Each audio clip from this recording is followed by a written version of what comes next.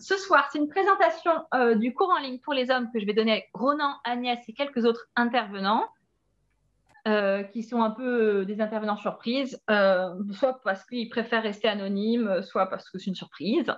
Euh, et en fait, en vérité, c'est davantage le premier module du cours, c'est-à-dire que j'avais l'intention de dire tout ce que je vais vous raconter en ouverture du cours. Mais comme on a décidé finalement de faire 2 cours avec 9 modules, ça fait 3 modules par mois sur 3 mois, il n'y avait pas de la place pour celui-ci. Puis en plus, on trouvait que c'était peut-être un petit peu intense. C'était une ouverture peut-être intense qui allait secouer pas mal et que du coup, est-ce que c'était pas trop pour commencer? Donc finalement, là, on est à une semaine ou deux avant le début. Donc ça permet d'avoir le temps de digérer. Et puis finalement, c'est public. Il y aura le replay qui va être diffusé un maximum. Partagez-le autant que vous pouvez, que vous voulez. Et l'idée, c'est de donner envie aux hommes de nous rejoindre. Alors, les femmes, il n'y a pas de problème, elles ont toutes envie de participer, hein. Moi, je vous le dis tout de suite, les femmes, elles sont là, elles sont prêtes, elles ont envie, elles sont à fond. Et du coup, il y en a plusieurs qui sont en train de motiver leur chéri. Donc, on verra s'ils viennent ou pas. En tout cas, j'essaierai de trouver moyen de partager tout ça avec les femmes qui aspirent tellement à mieux comprendre les hommes. Donc voilà, je commence. Je vous invite à tous prendre une grande respiration et d'expirer en faisant du bruit. Exemple.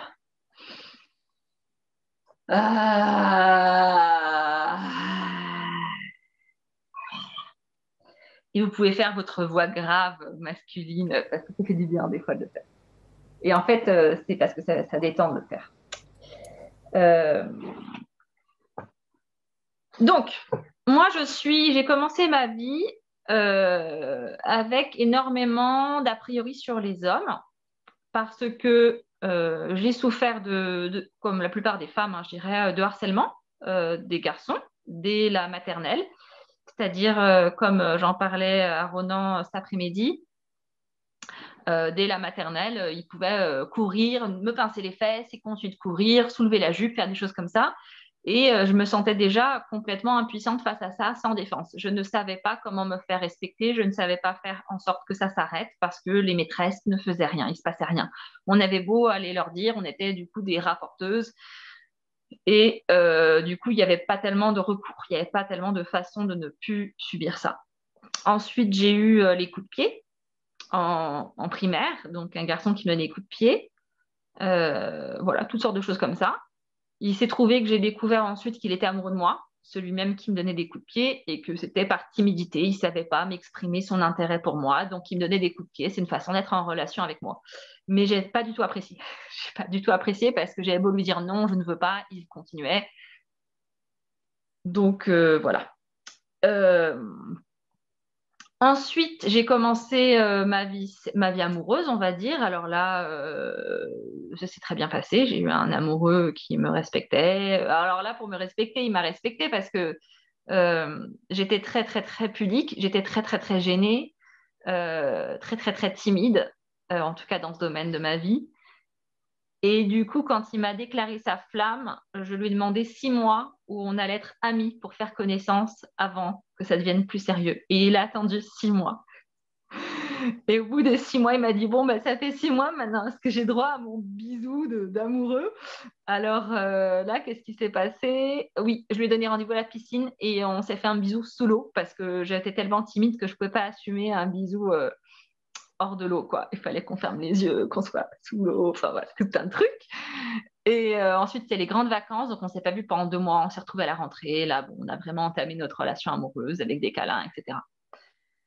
Mais ensuite, quand j'ai repris, après quelques années plus tard, de moments de calme, on va dire, voire de vide amoureux, quand j'ai eu de nouveau des amoureux, il y a eu vraiment, avec certains, un effet d'idéalisation qui m'a empêché de voir là où il y avait de l'abus. Et ça m'a pris des années, des années, des années avant de voir à quel point il y a des choses qui étaient malsaines et qui, pour moi, ne font plus partie de la catégorie amour, respect, etc.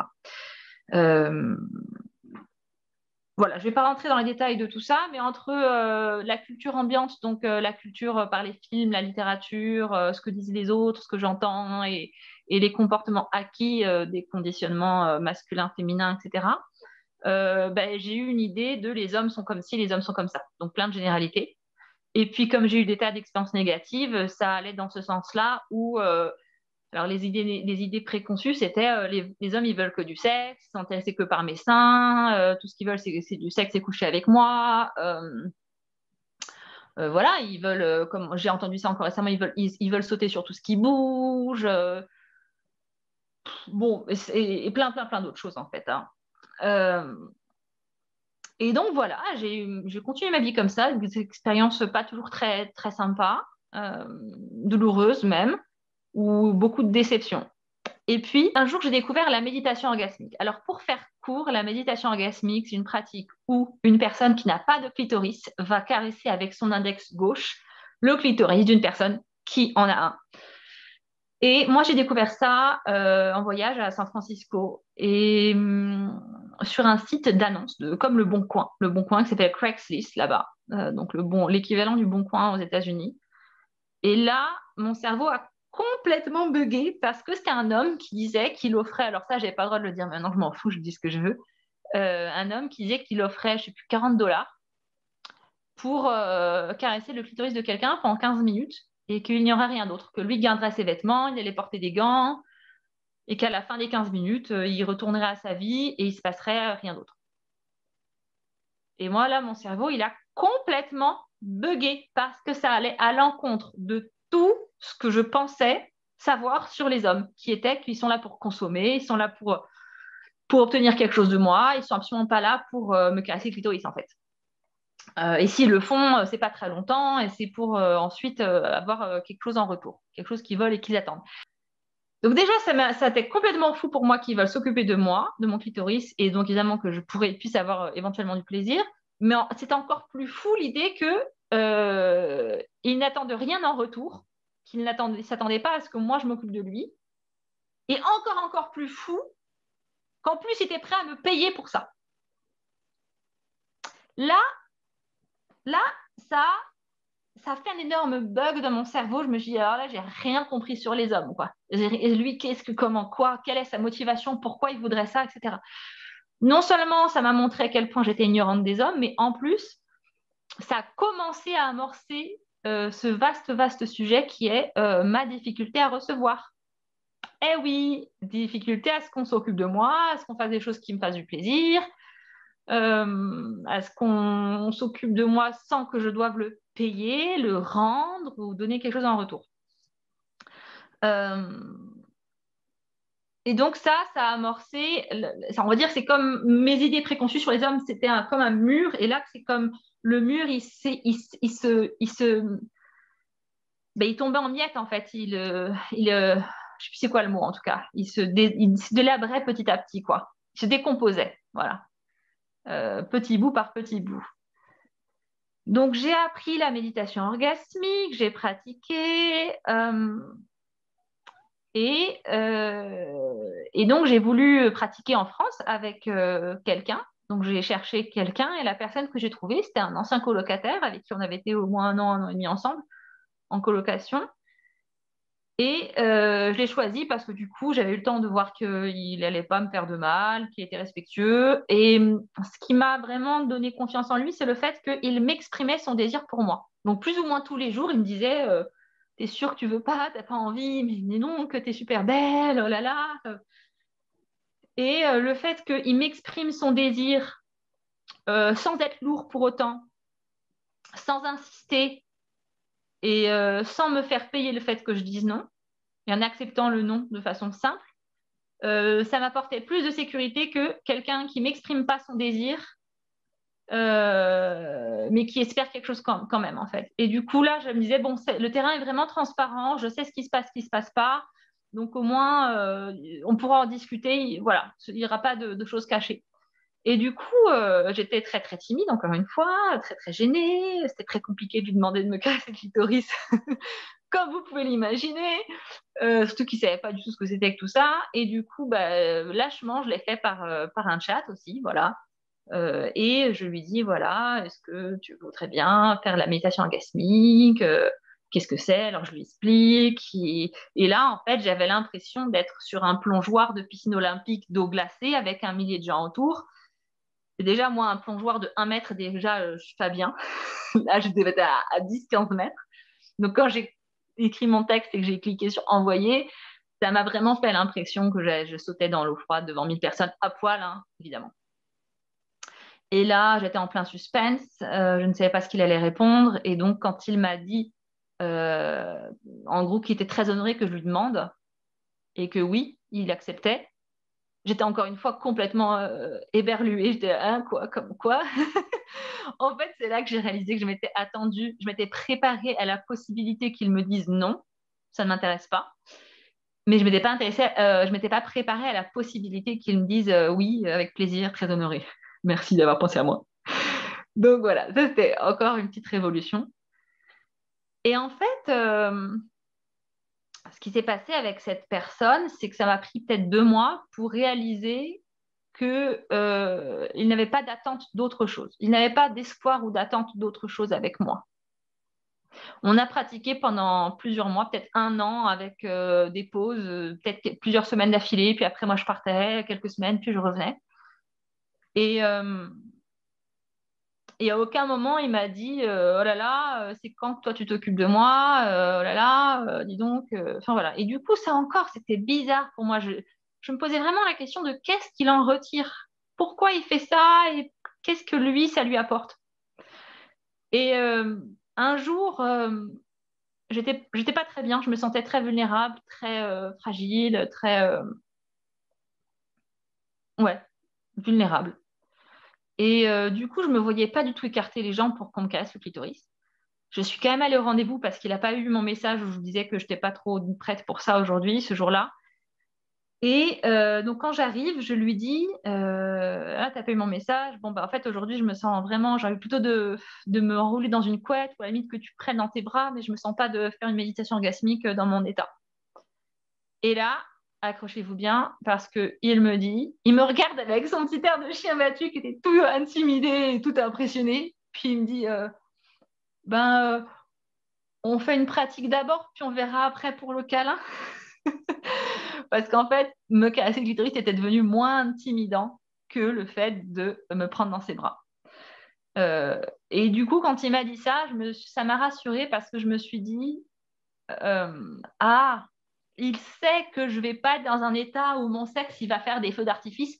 En gros, je m'étais résolue à l'idée que ce que lui retirait de la méditation orgasmique, c'était qu'il voyait mon sexe se transformer, faire des pulsations, des palpitations, des contractions, voilà, changer de couleur, gonfler, enfin plein de choses. Et comme ça le fascinait et que ça lui plaisait beaucoup de sentir mon sexe vivant sous ses doigts, je me disais, ah bah c'est ça qui lui plaît, c'est pour ça qu'il pratique, c'est ça qu'il en retire. Et là, évidemment, dans mon état, je me disais, bah, il n'y a rien du tout, ce sera le désert, ce sera calme plat. Euh, et je me suis dit, bon, bah, s'il veut quand même pratiquer, malgré le fait qu'a priori, il ne pourra pas en retirer la satisfaction de voir un spectacle de feu d'artifice, bon, bah, c'est que bah, c'est une grande personne, il peut choisir pour lui-même, il a envie de pratiquer, on y va. Et, euh, et ça m'a permis d'accepter qu'il le faisait parce que ça lui apportait quelque chose, parce qu'il en avait envie pour son propre bienfait et bénéfice, plutôt que le faire pour moi. Ce que je peux vous raconter ensuite, ça n'a rien à voir avec le sujet de ce soir, mais je vous le raconte parce que je suis lancée là-dedans. Et puis ça vous fera un petit teaser sur la méditation orgasmique. On va continuer le teaser. Ce qui s'est passé ensuite, c'est que moi, j'ai, euh, je me suis dit, bon, j'ai 15 minutes. Il y a un début, il y a une fin. Je ne suis pas seule. Je suis avec quelqu'un qui est là, qui est bienveillant avec moi. Donc, je vais m'autoriser à ressentir ce truc qui me gêne, qui fait que j'ai envie de me mettre sous une couette, etc. Et je vais vraiment le ressentir dans mon corps. Et donc, je me suis ouverte à cette sensation-là, dans ma poitrine. Et quand je l'ai ressenti pleinement, ça s'est transformé. Ça fait comme un geyser qui sortait de mon cœur. Et donc, comme un geyser, comme voilà, qui sortait comme ça. Et quand ça s'est fait, j'ai senti ben, juste de la joie et de l'orgasme, enfin voilà, quelque chose comme ça. qui sortait de mon cœur. Et puis, à la fin de la pratique, on partage chacun ce qu'on a ressenti. Et lui me dit, c'est étrange parce qu'il y a un moment, je sentais de la tristesse, mais j'avais aucune raison d'être triste. Je pensais à rien. Je n'avais pas de pensée triste.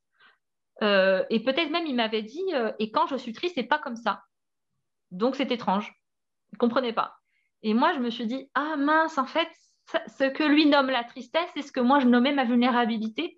Il a ressenti ce que moi, je ressentais. Et donc, c'était vraiment ce moment où j'ai pu constater à quel point on pouvait être connecté et quelqu'un pouvait ressentir précisément ce que je ressentais dans son propre corps, même sans pouvoir le nommer ou l'expliquer ou le raconter. Et du coup, bah, c'est ce truc de je me sens moins seule, en fait. Voilà, ça n'a pas grand-chose à voir avec mon thème de ce soir, mais j'ai envie de vous le raconter parce que ça a totalement changé ma vie. Ensuite, ah oui, et donc cette personne, un jour, donc j'ai toujours su qu'il avait du désir pour moi, et puis 2 années plus tard, moi je continue ma vie de libération sexuelle, libérer mes désirs, assumer mon désir, être plus proactive, prendre les initiatives, etc. Et donc j'avais envie de le caresser un jour, j'avais envie de lui faire des trucs. Parce que j'aime caresser des sextoys, ça m'arrive de temps en temps. Euh, et donc, je vais chez lui, je lui propose. Et donc, il s'installe et je m'apprête à le caresser.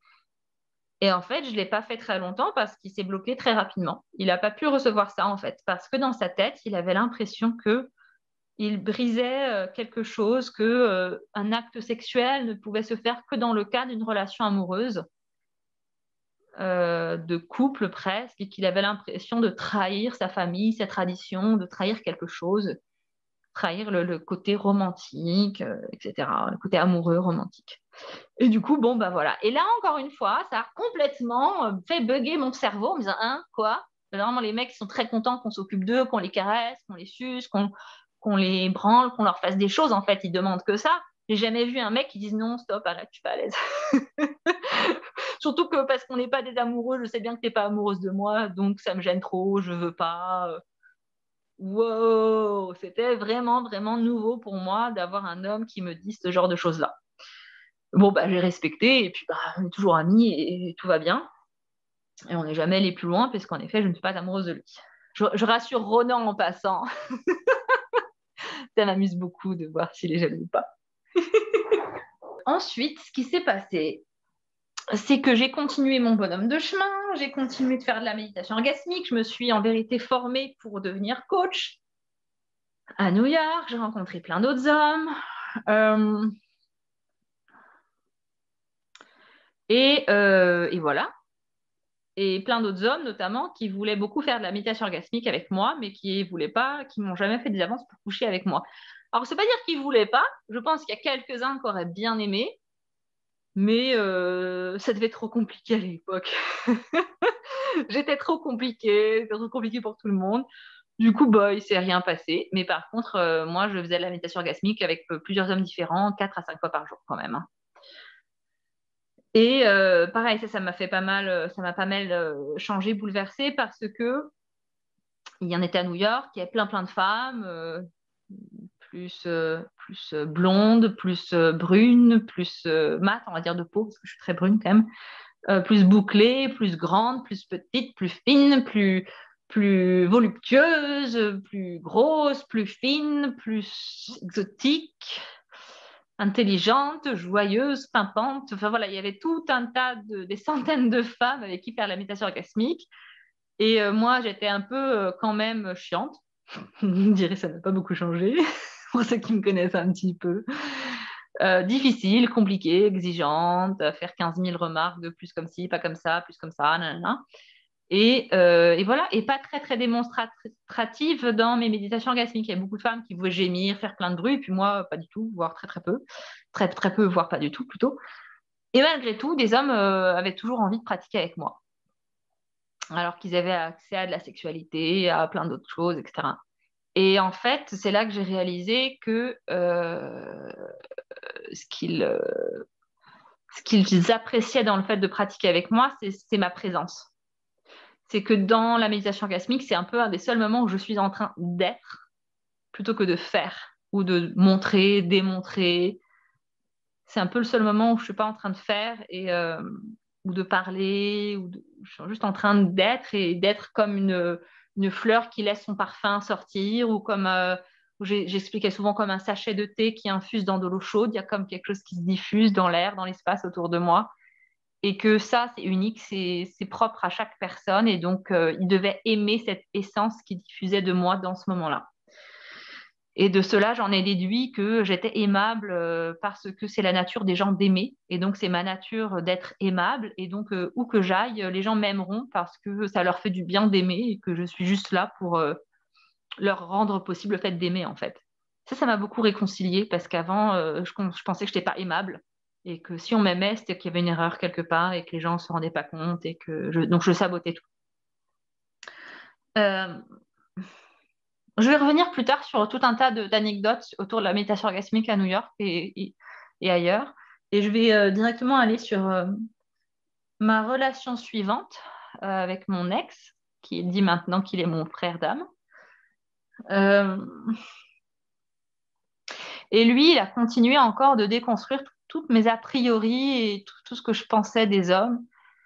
Par exemple, ça c'est assez douloureux enfin c'est un petit peu douloureux. Ça a été douloureux en tout cas de m'en rendre compte, c'est-à-dire que j'avais des a priori sur lui. Dis donc, je vais le dire en fait.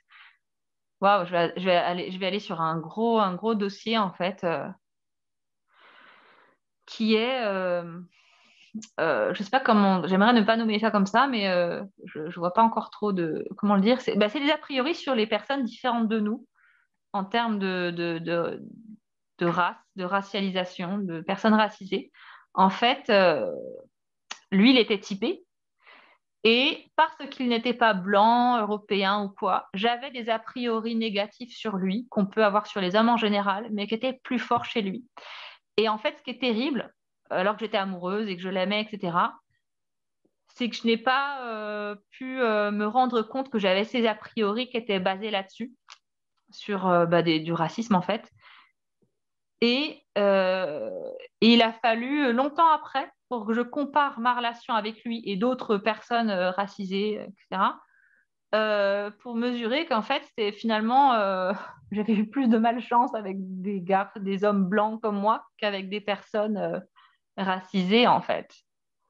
Euh, bon, ben voilà, je le dis parce que ça m'est venu et de toute façon, je pense que c'est important. La plupart des gens vont dire, moi, je suis pas raciste, mais en fait, c'est très, très internalisé, c'est très inconscient, très, très pernicieux. Et si on veut faire bouger les choses, ben, je pense qu'on a tous à aller voir à l'intérieur de nous et voir là, on a des biais, des raccourcis de pensée et qui sont pas glorieux, mais qui sont là, quoi. Euh, et du coup, comme j'avais ces a priori par rapport à lui, que je projetais les choses sur lui, je pensais qu'il ferait partie de ces hommes-là qui allaient me demander du sexe, être insatiable, insister, et puis me mettre de la pression et que si je disais non, ils allaient insister, enfin être désagréables, etc. Et donc, je lui ai beaucoup, beaucoup répété au début de notre relation, I'm not your sex provider. Je ne suis pas la boutique à sexe. Si tu as envie de sexe, ça ne me concerne pas. Si tu as envie de sexe avec moi, dans ce cas, tu me demandes. Et si j'en ai envie aussi, tant mieux, on y va.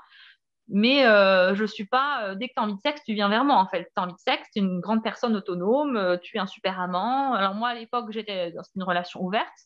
Donc je lui disais, mais le monde est vaste, tu vas faire plein de femmes heureuses parce que tu es un super amant, tu vas donner beaucoup de plaisir, donc va, sois satisfait, mais moi, j'ai pas envie de me mettre la pression de devoir te satisfaire sexuellement chaque fois que tu as envie.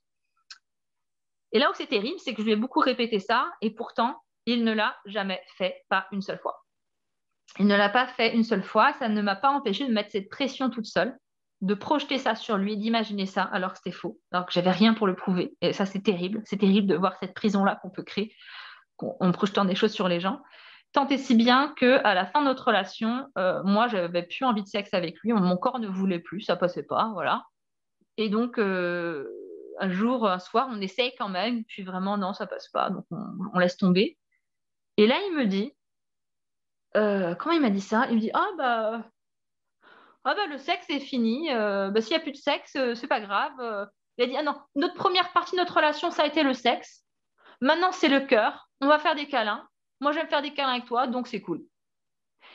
Et là, c'est vraiment toutes mes constructions, enfin tous mes a priori sur les hommes qui ont encore volé en éclats. Ça, pouf, le truc il est tombé quoi.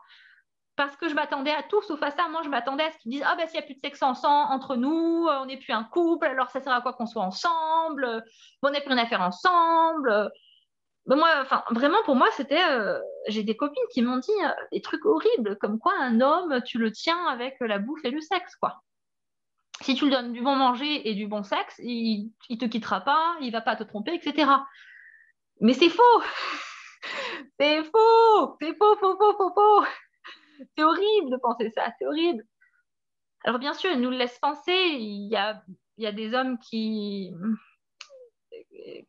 montrent pas cette partie d'eux, ou peut-être qu'ils s'en rendent pas compte, mais c'est faux. C'est pas du tout, à mon avis, c'est pas du tout leur nature. C'est une construction à laquelle ils essayent de se plier. Et du coup, bah ouais, j'étais complètement sur le cul, hein, disons-le, j'étais sur le cul de me dire, oh là là, il n'y a aucune pression, il attend rien de moi, il accepte qu'on fasse plus de sexe du tout, mais il remet même pas en question notre relation amoureuse, quoi. Donc voilà. Euh, ah oui, oui. Alors aussi, il y avait des moments où il me disait comment t'es pas belle, mais comment t'es pas belle, avec ta petite moustache, ta bouche en cul de poule, et puis tes cernes, et puis tes rides sur le front, et donc il me disait tout ce qui n'était pas joli chez moi. Il me disait que je n'étais pas belle, et puis en même temps, bah, il me faisait des câlins, il me faisait à manger, il s'occupait de moi, il faisait en sorte que je dorme suffisamment, et puis souvent, un quart d'heure plus tard, de bons soins, il me disait ah, comment t'es belle, t'es jolie, il me faisait des bisous, tout allait bien. Et en fait, ce qui s'est passé pour moi, c'est que ça m'a permis de dissocier complètement ce truc de, vous savez, on a encore vu dans les médias, Yann Moix, Yann Moix, je sais pas comment on dit, qui a dit les femmes après 50 ans, c'est pas la peine, et tout ça, tous ces hommes qui préfèrent les jeunes femmes, etc. Euh, eh bien, encore une fois, je suis pas sûre que ce soit vrai. Peut-être c'est vrai en partie. J'ai pas étudié le sujet à fond. Il faudrait que j'interroge ces hommes-là pour savoir c'est quoi qu'ils recherchent. Je soupçonne que c'est il y a le physique, mais il n'y a pas que, certainement pas que. Mais en tout cas, ça n'est clairement pas vrai pour tous les hommes. Il y a plein d'hommes qui sont amoureux de leur femme et qui la désirent avec l'âge. Voilà, les seins qui pendent, la peau qui se flétrit, plein de choses qui se passent. Quoi. Ça ne les empêche pas de les aimer, de les désirer. Et inversement, pour les femmes qui désirent les hommes. Euh, mais ce qui s'est passé donc pour moi, c'est que son amour ne dépendait pas de mon apparence physique. Il m'aimait, que je sois plus belle ou moins belle. Point. Que j'ai plus de kilos ou moins de kilos. Il m'aimait et me désirait. Et pour moi, ça a été un truc de, ok, en fait, c'est moi qui suis aimée, c'est pas mon apparence, c'est pas, voilà. Et ça, pareil, c'est quelque chose que je ne pensais pas. Comme beaucoup de femmes, c'est quelque chose, on se rend pas forcément compte, mais on se dit, voilà, il faut qu'on reste belle, entre guillemets, le plus longtemps possible, il faut qu'on plaise le plus longtemps possible, il faut qu'on maintienne tout ça. Et c'est triste de penser que ce n'est que ça qu'on peut aimer chez nous et désirer. Ensuite, j'ai un ami qui avait plus de, je sais pas, il avait entre 35 et 40 ans, peut-être 37 ans par là. Et un jour, il avait une nouvelle chérie. Il me dit, ça faisait 15-20 ans qu'il était avec la mère de ses enfants. Et il avait une nouvelle chérie. Et là, il me dit, Emmanuel, c'est fou. Voilà, j'ai 37 ans, on va dire. Et je découvre aujourd'hui combien les câlins et la tendresse gratuite en dehors de la sexualité, non seulement j'aime ça, ça me fait du bien, mais ça me manquait toute ma vie sans que je le sache. Avant, quand ma compagne me touchait, tout de suite j'avais envie de faire du sexe avec elle et ça m'excitait et c'était du sexe que je voulais. Et aujourd'hui, je découvre que j'aime les câlins pour les câlins sans sexualité. Pardon, il y a des hommes qui j'espère, passent entre les gouttes de tout ça et qui savent garder leur goût de la tendresse, du câlin, de l'affection, sans sexualité. Mais je dois reconnaître que dans ces conditionnements, cette fabrique de la virilité, dans l'enfance, et en tout cas dès que la puberté commence, bah maintenant, on est des forts, on est des durs, on est des costauds, on fait pas des câlins, ça c'est les tapettes qui font ça, nous on n'est pas efféminés, on n'est pas des gays, on n'est pas tout ça, donc nous machin, etc. Et du coup, ben, ce qui prouve qu'on est un homme, alors il faudrait que je vous explique un petit peu le mythe de la virilité, on pourra le faire tout à l'heure si ça pose des questions, mais en fait, qu'est-ce qui fait qu'on est un homme ou qu'on n'est pas un homme? Et en fait, il y a des caractéristiques qui font qu'on est un homme, et ce n'est pas du tout d'avoir un sexe masculin, voilà. C'est bah, l'attitude, c'est un comportement, ce sont des codes sociaux, ce sont des codes de comportement qui déterminent si on est un homme ou pas.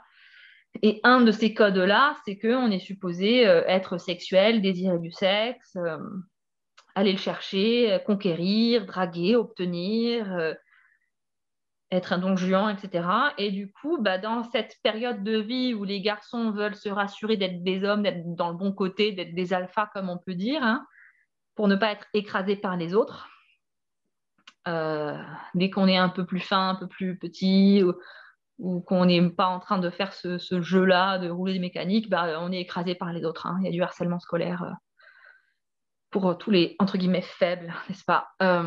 Et du coup, bah, pour pas faire partie des faibles qui sont écrasés, il faut être fort. Et une des façons de se démarquer, d'être fort et d'être un homme, etc., c'est d'avoir du désir sexuel, d'être conquérant sexuellement, mais surtout pas d'avoir un cœur tendre, surtout pas d'avoir des sentiments, des émotions, surtout pas d'être sensible et surtout pas de réclamer de la tendresse et pas du sexe. Et du coup, il y a quelques années où non seulement bah, les filles sont peut-être loin, éloignées, parce que dans cette construction sociale, chacun de son côté pas mal. Et du coup, ben, c'est un pays un peu éloigné, un peu lointain et inconnu, les filles. Et aussi, ben, moi, alors, heureusement pas tous, mais il y a beaucoup de garçons qui me disent ah ben moi, à partir de la puberté, j'ai plus de câlins, j'ai plus de tendresse, ou alors ils les refusaient eux-mêmes, mais même avec leur maman, leurs proches, leur père ou quoi, il n'y a pas, il y a plus le côté tendresse, câlin, et donc ils peuvent passer des années sans toucher, sans tendresse, sans affection, sans sensualité, sans rien en fait en termes tactiles. Et du coup, bah, ils en perdent leur sensibilité, ils en perdent plein de choses. Et ils peuvent en perdre aussi le goût. Et donc, ils peuvent passer beaucoup de temps à être un peu des machines sexuelles, mais ne pas savoir qu'ils veulent en fait de la tendresse, de l'affection, tout simplement. Et ça, c'est une grande découverte que j'ai faite en leur posant des questions, en étant curieuse. Euh, Et donc, je vais vous raconter maintenant quelques anecdotes à ce propos. Au cours de mes voyages, de mes rencontres avec des gens bah, dans différents milieux, enfin en tout cas des milieux sex positifs, des milieux de méditation orgasmique ou autres, j'ai pu rencontrer des hommes qui m'ont fait des avances, des propositions en disant j'aimerais bien faire l'amour avec toi, j'aimerais faire du sexe ensemble, etc. Et moi, où je leur ai répondu non merci, je ne suis pas intéressée pour du sexe avec toi. Par contre, j'ai bien envie de vivre de vivre quelque chose avec toi, de te rencontrer et qu'on vive une expérience ensemble. Et du coup, ça m'est arrivé de leur faire des contre-propositions, de leur dire non au sexe. Par contre, je te propose qu'on fasse une sieste ensemble, qu'on s'allonge l'un contre l'autre. Voilà, par exemple. Et quasiment à chaque fois que j'ai proposé ça en face, on m'a dit oh là là, merci, c'est tellement mieux que du sexe. Pareil, j'ai rien compris. J'ai rien quoi? Comment c'est mieux que du sexe? C'est quoi? Comment? Tu es supposé vouloir du sexe? Qu'est-ce qui se passe? C'est quoi le truc? Et en fait, ce qui se passait, c'est que quand ils demandaient du sexe, c'est pas tellement le sexe qu'ils voulaient, c'était de la connexion, de la proximité, de l'affection, c'était de se sentir en sécurité, de se sentir bien avec quelqu'un et d'avoir de la tendresse, du toucher, du contact physique, de l'affection, etc. Et donc, en fait, si je leur donnais tout ça, sauf la partie sexuelle, ils étaient très, très heureux. Pourquoi? Et ça, vous le savez sûrement mieux que moi, parce que l'aspect sexuel leur mettait une pression de dingue. Il faut assurer, il faut bander, il faut éjaculer, mais pas trop tard, mais pas trop tôt. Il faut surtout pas débander au mauvais moment. Il faut savoir ce qu'il faut faire, savoir comment le faire. Il faut que ça marche, il faut qu'elle jouisse. Enfin, c'est un truc hyper stressant, surtout pour une première fois, en fait. Du coup, en vérité, quand je leur dis, et puis ça m'est arrivé de le dire aussi il y a quelques années à un homme que j'ai rencontré, avant qu'on fasse l'amour ensemble, je lui dis, écoute, tu sais quoi, n'essaie pas de me faire jouir, on s'en fout, moi je vais pas non plus essayer de te faire jouir. On est là pour s'amuser, passer un bon moment, c'est la première fois, on se prend pas la tête, on est là pour avoir du plaisir et passer un bon moment, pas pour avoir la performance, faire jouir l'autre, on s'en fout. Et quand je lui ai dit ça, j'ai eu l'impression de voir ses épaules comme s'il y avait des tonnes de poids qui s'en allaient et qui étaient soulagées, et que d'un coup, il y avait une pression de dingue qu'il avait été complètement libéré. Et ça, c'est pareil, je ne percevais pas tout ça avant. Heureusement, j'ai des hommes qui m'ont parlé, qui ont répondu à mes questions, qui m'ont expliqué comment c'était de leur point de vue. Merci, merci, merci. Continuez de partager vos expériences, du fait de nous aider à vous comprendre. Ouais, je vais continuer de vous raconter un petit peu des choses sur la sexualité. En fait, là, je l'ai écrit dans un article aussi de blog aujourd'hui, donc vous pourrez aller le voir sur notre site slowsexlovelife.fr. Dans le blog, c'est le dernier article. Donc, quand j'ai découvert que les hommes, je ne comprenais pas, je ne connaissais pas, tout était nouveau, ce n'était pas du tout ce que je pensais, j'ai commencé à leur poser des questions, à être curieuse. Et alors, je l'ai fait avec plein d'hommes dans plein de circonstances différentes, et même en faisant du stop. Ça m'est arrivé d'être prise en stop, je faisais beaucoup de stop à l'époque, d'être prise en stop par deux hommes, et leur poser des questions. Et leur dire, alors, pour vous, c'est quoi? C'est comment? Qu'est-ce qui se passe pour vous? C'est quoi que blablabla, blabla. Et donc, à l'époque, moi, j'avais vraiment des grandes questions sur la pénétration, parce que j'ai l'impression que les hommes étaient hétérosexuels, en tout cas, que je rencontrais, étaient très, très orientés sur la pénétration, obnubilés, obsessionnels du truc, c'était hyper important, beaucoup de demandes, beaucoup de pression pour la pénétration. Et moi, c'était pas trop mon truc à l'époque. Donc, ça m'enquiquinait un peu qu'il soit aussi important et que voilà. Et puis, ça semblait d'avoir des enjeux. Enfin, c'était plus du tout de la sexualité joyeuse, légère, simple. D'un coup, il y avait un truc sur la pénétration qui était beaucoup plus lourd, difficile, voilà, compliqué. Et du coup, j'ai posé cette question aux hommes, c'est qu'est-ce qui fait que c'est si important pour vous? Qu'est-ce que vous ressentez dans ces moments-là? Qu'est-ce qui vous plaît dedans? Et en fait, alors évidemment, pas pour tous, hein, il y en a qui ont accès à juste la sensation physique qui est agréable. Mais en fait, ce que j'ai fini par comprendre, c'est que pour pas mal d'hommes, c'est pas tellement la pénétration en soi, c'est ce qu'elle signifie. Et ce qu'elle signifie pour eux, c'est je suis suffisamment bien pour être accueillie à l'intérieur d'elle, dans son corps. Je suis suffisamment bien pour entrer dans son corps. Donc finalement, c'est un jugement sur la personne, sur l'identité, plutôt qu'un plaisir, en fait. Donc il y a le fait que la pénétration, c'est le symbole de un peu la récompense de je suis quelqu'un de bien, je suis validé, et c'est la preuve de ça. Donc finalement, au lieu de vouloir être assurés qu'ils sont aimés ou désirés, c'est comme s'ils voulaient la médaille sans qu'on leur donne la médaille, en fait. C'est-à-dire qu'ils veulent l'obtenir et ils croient qu'avoir la médaille, c'est-à-dire j'ai gagné la compétition, même s'ils n'ont pas forcément... même si moi, bon, j'ai pas eu de plaisir, ou même s'ils n'ont pas été assez bien pour rentrer dans mon corps, ou même s'il y a eu une forme de viol ou de non-consentement, eh ben, eux, ils ont pris ça comme c'est bon, j'y suis allée, j'y suis arrivée, donc c'est OK. J'ai l'impression que ce que je veux dire, c'est hyper violent. Peut-être c'est hyper violent, peut-être que ça fait réagir des gens. C'est un petit peu, je sais pas. Il y a des réactions ou pas?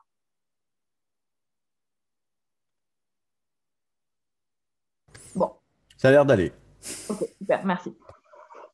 En tout cas, c'est quelque chose qui m'est apparu, pas forcément systématiquement, mais ça m'a donné un peu cette impression-là. Et puis en fait, au travers de la sexualité, alors au-delà de la pénétration, mais dans ces cas-là, souvent la sexualité est réduite beaucoup à la pénétration. Finalement, c'est d'une part, en fait, en effet, être accepté, validé, être assez bien à la hauteur, etc. Mais aussi, c'est là qu'ils ont le sentiment d'être aimés, le sentiment de connexion, d'avoir de la tendresse, de l'affection, du toucher. Et finalement, bah, c'est ce que j'ai dit tout à l'heure, ils ne savent pas qu'ils peuvent avoir tout ça sans la pénétration ou sans la sexualité. Et quand ils le découvrent, c'est un grand soulagement, une grande découverte, ça leur fait beaucoup de bien. Maintenant, je vais parler de Ronan. Euh, Et donc, Ronan, c'est le premier homme qui, dans ma vie, me dit je veux que tu me dises les choses difficiles à entendre, je veux que tu me dises les choses même si ça va me faire mal. Euh, Ouais, c'est ça, vas-y, dis-moi les trucs qui vont faire mal, dis-moi les choses, sors tes émotions, sors les choses, n'aie pas peur, n'essaie pas de me protéger, n'essaie pas de m'épargner, etc. Il fait partie aussi des personnes qui apprécient le feedback, qui apprécient, alors même si des fois ça peut être difficile, qui apprécient que je lui dise, bah ça me plaît, ça me plaît moins, ça oui, ça plus comme ci, ça plus comme ça. et à qui ça fait du bien, en fait. Oui, et puis c'est aussi quelqu'un, c'est la première personne aussi qui me dit, parce qu'on en a discuté au début de notre relation, il a vu les conséquences sur les autres personnes, donc il dit peut-être, tu confirmeras pas ce que je dis, euh, que même si ce que je ressens semble irrationnel, illogique, voire faux, il m'a dit, écoute, on va quand même l'écouter. On va quand même t'accorder le bénéfice du doute. C'est-à-dire que quand lui me disait quelque chose et que moi je dis moi je ressens autre chose, eh bien, il préférait, au lieu de me dire, mais non, c'est moi qui sais, je te parle de moi, je sais ce que je ressens, donc c'est bon. Il me disait, ah, tu ressens toi autre chose, tu captes autre chose. Même si c'était complètement irrationnel ou quoi, il n'allait pas casser. C'est ce côté qu'on va dire des femmes, elles sont folles, elles ont l'intuition, elles sont irrationnelles, c'est complètement taré. Même si c'était pas scientifique ou cartésien ou je sais pas quoi, j'avais le droit de ressentir des choses sans pouvoir forcément les expliquer et elles avaient le droit d'exister et d'être entendues, d'être acceptées. Et puis on laissait les choses se faire et les choses se décantaient et on découvrait une version sur laquelle on était tous les deux d'accord. Alors que souvent, en général, dans le passé, mais t'es folle, mais tu racontes n'importe quoi, t'es taré, t'es irrationnel, n'importe quoi. Et donc, quitte à avoir à mettre du déni, en fait, quitte à ne pas aller se poser la question de pourquoi je ressens ça, en fait. Et du coup, ben, moi, à force, au final, j'ai cessé d'écouter, j'ai cessé de donner du crédit à ce que je sentais parce que à chaque fois, c'était rejeté comme trop irrationnel, etc. Donc, Ronan m'a donné la permission de m'écouter, de faire confiance à mes ressentis. Euh, et puis de lui donner tous les feedbacks. Voilà. Il y a sûrement plein d'autres choses, mais ce sont les deux choses principales qui me viennent aujourd'hui, qui complètent tout le reste que j'ai déjà dit aussi à propos d'autres personnes. En fait, je pense que la chose qui a permis quand j'ai dit à Emmanuel, tout ce qui te traverse, tu me le dis, j'essaierai au maximum de pouvoir y répondre sans le juger, etc. Je pense que je suis parti du principe aussi très important et qui n'est pas forcément facile à accepter, qui est d'accepter ma propre irrationalité, qui est d'accepter le fait que moi aussi, je dis des choses et mon inconscient ou ce que je désire profondément ou ce que je me joue des tours et que du coup, si Emmanuel avait cette intuition qui est de voir au-delà du mur, c'est-à-dire au-delà de voir au-delà de ma valeur faciale, on va dire, de ce que je raconte, je ne voulais pas l'invalider. Et en fait, je suis très content de l'avoir fait parce qu'en fait, ça a été. Alors, effectivement, des fois, on tape à côté. Hein. C'est pas une science exacte.